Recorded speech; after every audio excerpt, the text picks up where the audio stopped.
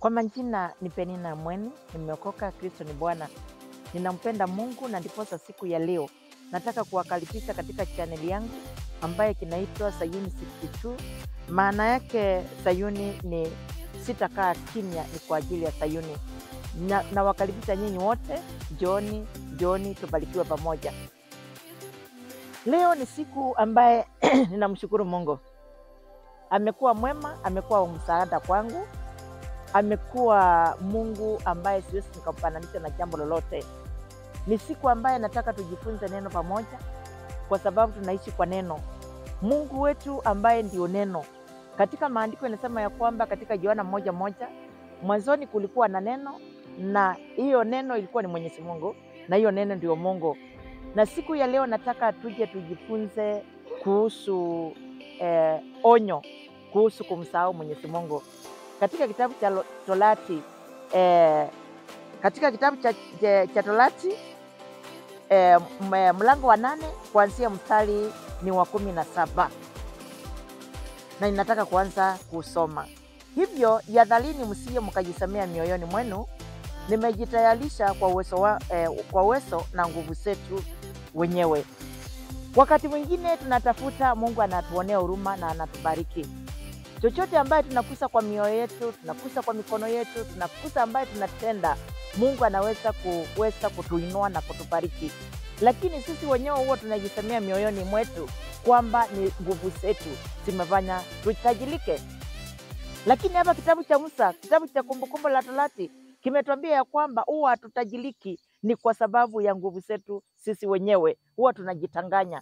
Unasikia mtu akisema ni bidii yake ambaye alifanya kazi ili akaweza kuwa na imani, na nimesahau kujua ya kwamba ile nguvu ambayo Mungu alimpatia kwenda kufanya zile kazi ndiposa apokee ile mali ni kwa uwezo wake Mwenyezi Mungu. Siku ya leo nataka tujifunze kila wakati kuwa hatumsahau muumba wetu, ule ambaye alituumba akatuweka hapa chini ya jua kwa mpango wake mwenyewe. Tumekuwa tukisahau kwa mambo mengi, tumekuwa tumeweka Mungu ni kama ako pembeni, na ndiposa siku ya leo naona kila mtu anaamka na ananena yale ambaye anayasikia katika moyo wake, kwa sababu amemsahau muumba wake ambaye ni Mwenyezi Mungu. Huwa hatupati mali ni kwa sababu ya uwezo wetu. Huwa hatupati uhai ni kwa sababu ya nguvu zetu. Huwa hatupati nguvu za kutembea ni kwa ajili ya nguvu zetu. Tunatembea ni kwa sababu ya neema yake Mwenyezi Mungu. Na ndiposa Musa akanena katika kitabu cha Kumbukumbu la Torati, akasema ya kwamba huwa hatupati utajiri ni kwa sababu ya kwa nguvu zetu. Hapana. Mstari wa 18 akasema, kumbukeni kwamba Mwenyezi Mungu, Mungu wenu ndiyo awapaye uwezo wa kupata utajiri. Anafanya hivyo ili kuimarisha agano alilofanya na babu zetu mpaka leo. Kumbuka tukitolewa pale katika nchi ya Misri, na huyo Mwenyezi Mungu alituambia ya kwamba anatupeleka nchi ambaye ni ya ahadi, ni nchi ambaye yenye mali, ni nchi ambaye yenye maziwa, ni nchi ambaye yenye asali. Yeye ndiye alituambia hivyo. Ni kumaanisha ya kwamba alituandalia nchi ambaye nchi imeimarika, ni nchi ambaye iko na mali. Lakini Mungu, angalia mahali Mungu ametupitisha, si kwa nguvu zetu. Tumepita katika bahari ya Shamu tukiwa tunaongozwa na huyo Mwenyezi Mungu. Tumekaa pale jangwani tukiteswa hata na nyoka wenye sumu kali, Mungu wa mbinguni akitulinda. Na leo hii unakuja anasema ya kwamba hii mali ni yangu, nilitafuta. Lakini ukumbuki ulitumia nguvu kani ndiposa uweze kupata imani.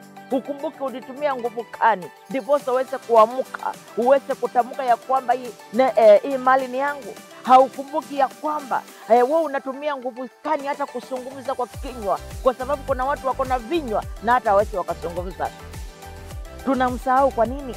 Tunamsahau Mwenyezi Mungu ambaye alitutoa katika nchi ya Misri, ambaye akatupeleka katika nchi ya ahadi, ambaye Mungu ametufikisha siku ya leo, lakini tunamsahau. Tunaanza kusema ya kwamba ni nguvu zetu. Tunamsahau ni kwa nini?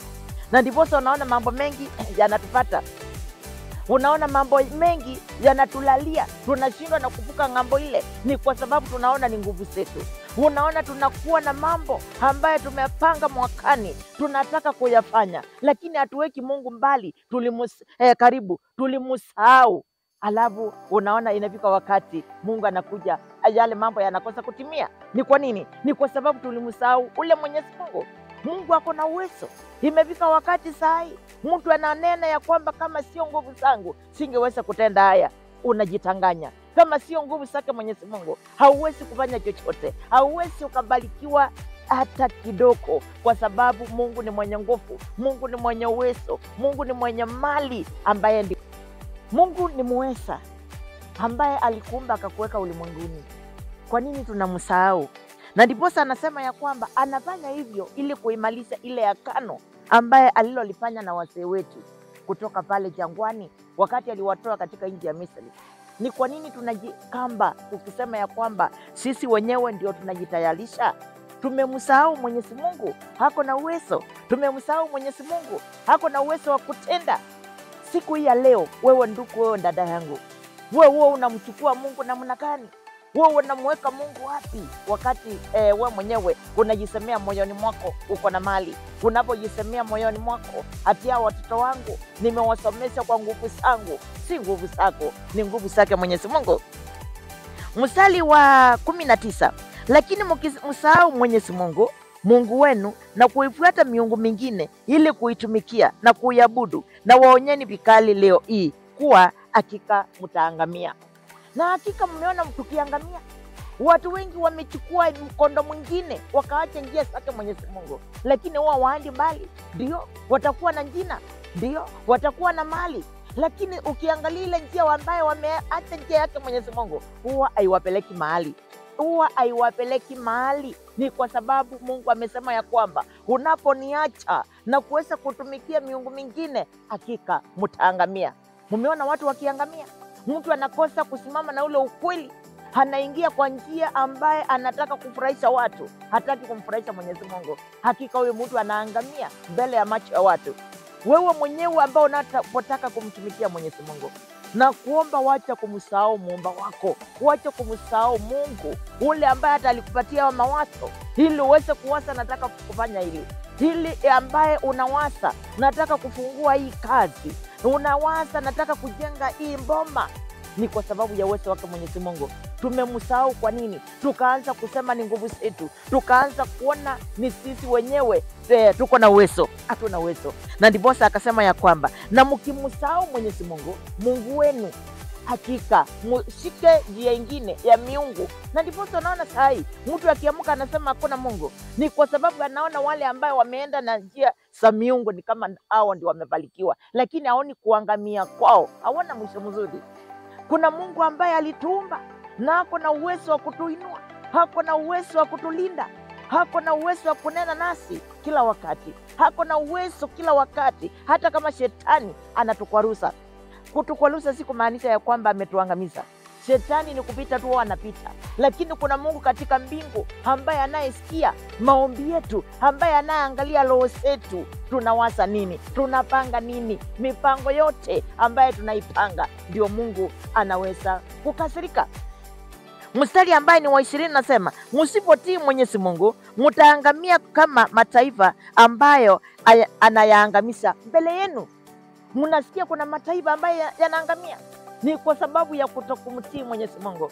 Mungu mwenyewe ni Mungu mwenye Mungu wa ajabu. Alinena na mtumishi wake anaitwa Isaya, mlango wa 1 mstari wa 15, akasema hata napoinua mikono yenu kuniomba sitawasikiliza, nitaficha uso wangu. Ni kwa sababu mikono yenu imejaa dhambi. Akasema mstari wa 16, akasema jiosheni, jitakazeni, acheni kutenda maovu. Mstari wa 17, akasema tujifunze kutenda mema, tuweze kusimama na ukweli wake Mwenyezi Mungu, tulinda wayatima na tuweze kutetea haki za wajane. Lakini wale ambaye tumebarikiwa naye Mwenyezi Mungu, ndio sisi ambaye tunaweza kusimama na kunyang'anya mchane shamba yake, tunanyang'anya mchane hata duka lake, kwa sababu mnaona ana haki. Na maandiko ndio yanasema ya kwamba kama unataka uishi karibu nawe Mwenyezi Mungu, upate kujua ya kwamba hujamsahau, usije ukakusa kitu cha mchane. Mstari wa 17 na 8 akasema, basi njooni tuojiane. Kuja uongee naye Mwenyezi Mungu, kuja uetilie mahitaji yako mbele yake, kuja umweleze chochote ambao unahitaji wakati ambao hujamsahau. Tunamsahau kwa maneno, tunamsahau kwa matendo, tunamsahau kwa mawazo. Wakati mwingine unakuta unawaza vitu zako, hata uwasi huyo Mwenyezi Mungu. Unakuta unafanya vitu zako, hata ukaribishi Mwenyezi Mungu, uwezi ukatangulia hili jambo na huyo Mwenyezi Mungu.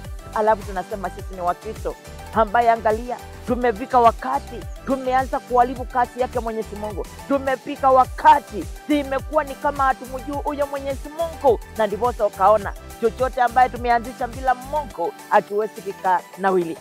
Chochote ambaye tumeanzisha bila Mungu hakiwezi kikaenda mahali. Mstari ni wa 19. Maandiko yanasema ya kwamba mkiwa tayari kunitii mtakula mema ya nchi. Mema ya nchi ni kukuwa na amani. Nimekuwa nikieleza watu kuwa baraka ama utajiri ni amani. Unakuta mtu ako na pesa, unakuta mtu ako na mijengo, lakini hana amani. Hiyo sio baraka, hiyo sio baraka hata kidogo. Baraka ni amani. Amani, wakati uko na amani, hata kama una chochote, we unasikia maisha yako iko sawa. Mstari ni wa 20. Akasema ya kwamba na mkinisahau na kunikaidi na kuniasi nitawaangamiza kwa upanga, na ni mimi Mwenyezi Mungu nimesema. Ukiona mboma watu wamekatana, we usiulize ni kwa nini. Usianze kuuliza ni laana kani ambaye imeshika hao watoto wamechukuliana mapanga. Hapana, huyo ni mkono wake Mwenyezi Mungu uko mahali pale. Mtu mmoja akaniuliza, kwani Mungu ako na uwezo wa kuachilia mtu mashida? Nikamjibu ya kwamba katika Torati 7 mstari ni wa 15, maandiko yanasema ya kwamba aliambia wana wa Israeli yale magonjwa ambaye mliweza kuyapata pale katika nchi ya Misri, hao ya magonjwa nikaweza kuwaondolea. Magonjwa ambaye ilikuwa ni ya kutisha, hayo magonjwa sasa nitayaondoa kati yenu na kuyakabidhi maadui zenu. Kwa hivyo kuna mtu ambaye anahangaika ni kwa sababu ya uadui wa mtu. Kuna mtu ambaye amelala kwa kitanda ni kwa sababu ya mpaka ambaye alisongesha ya mchane. Amelala chini, watoto wake wamekuwa mwenda wazimu, ni kwa sababu ya kuchukua mali za watu. Angalia, Mwenyezi Mungu anasema ya kwamba tupendane, anasema ya kwamba tupepeane misiko, anasema ya kwamba tuwe na amani, anasema ya kwamba tumsimsahau, lakini tumemsahau.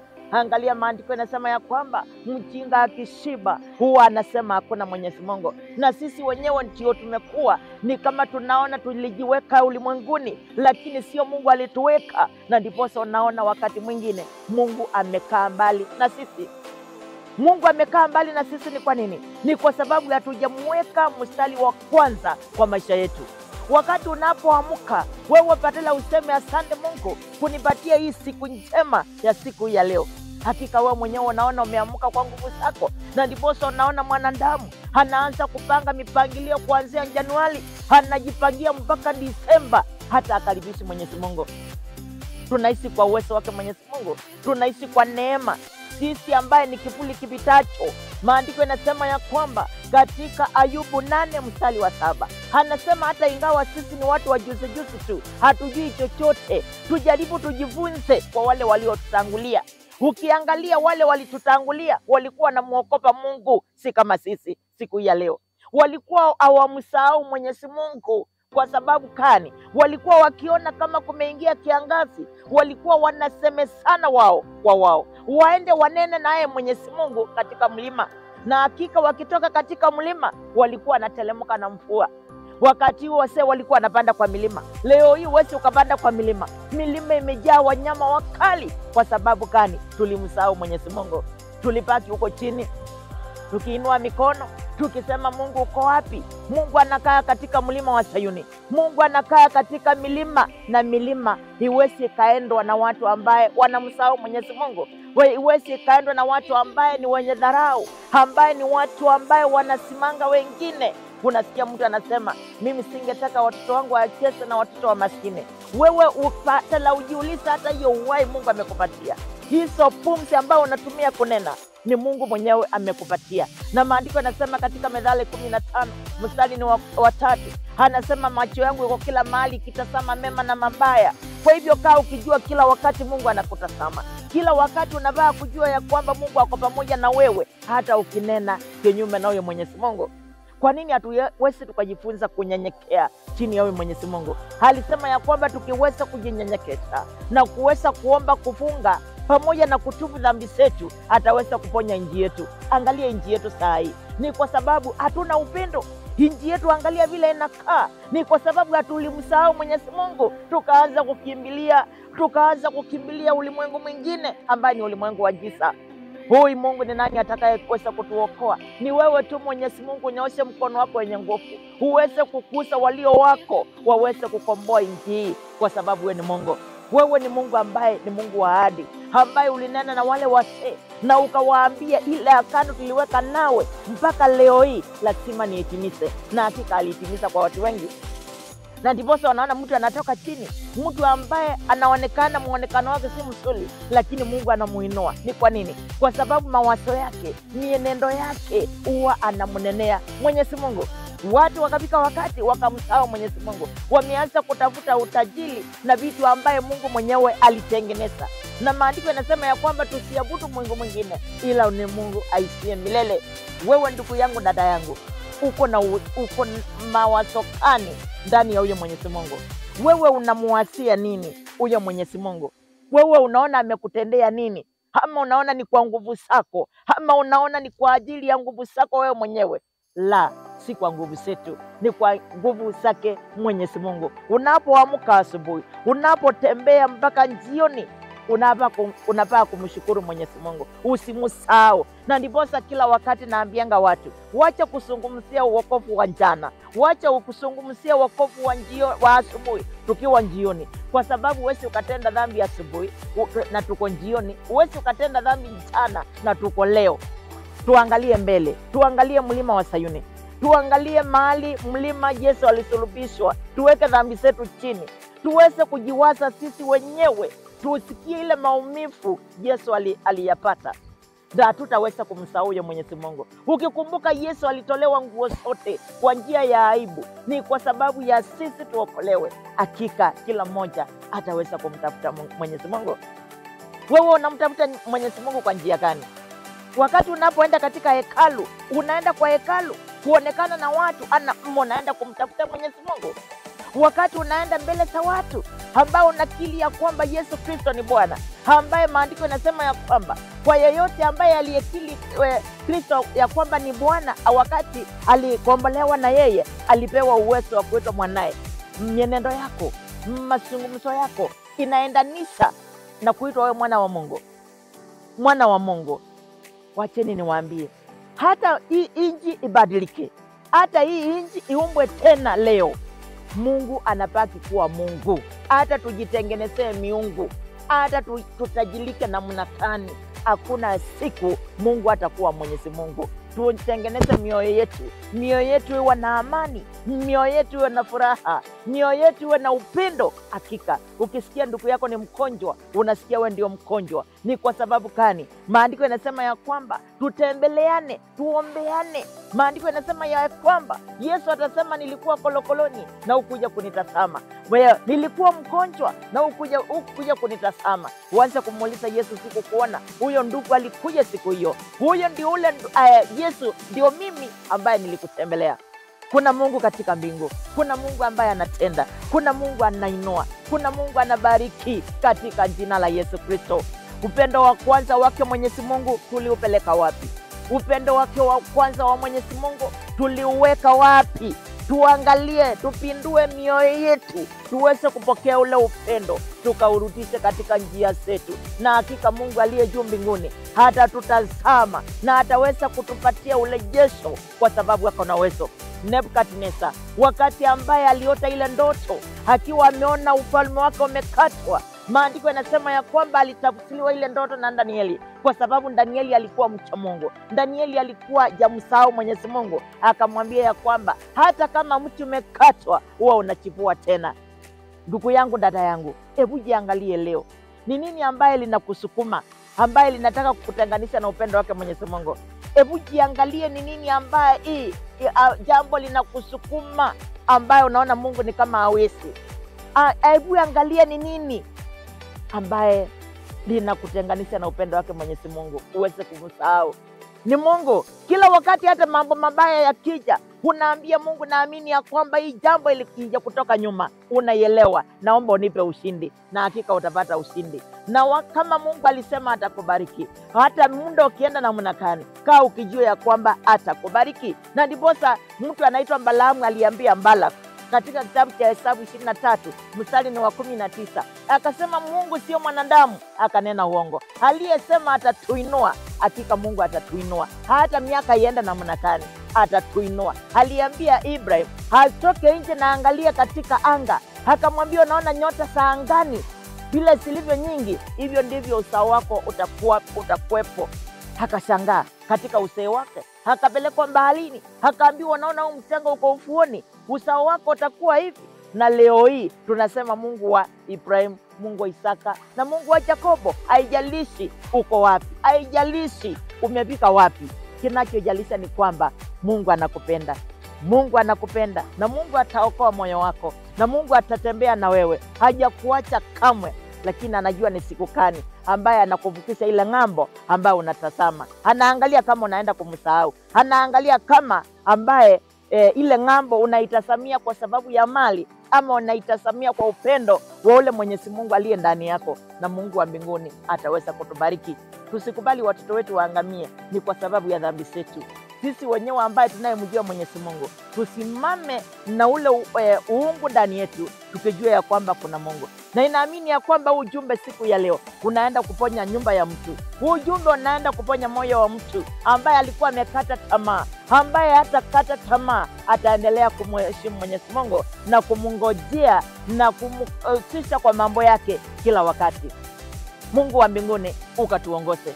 Mungu wa mbinguni usituache. Mungu wa mbinguni tunakuomba ukatusamee dhambi zetu. Jehova Mungu wa Israeli, huwa tunaomba kwa ujinga Mwenyezi Mungu, na kuomba ukatujibu kwa hekima yako. Sisi ni wanao. Maandiko yanasema ya kwamba katika Isaya 46, maandiko yanasema ya kwamba mstari wa 15, kama mama aliyekuzaa na acha kukusahau, mimi Mwenyezi Mungu sitakusahau.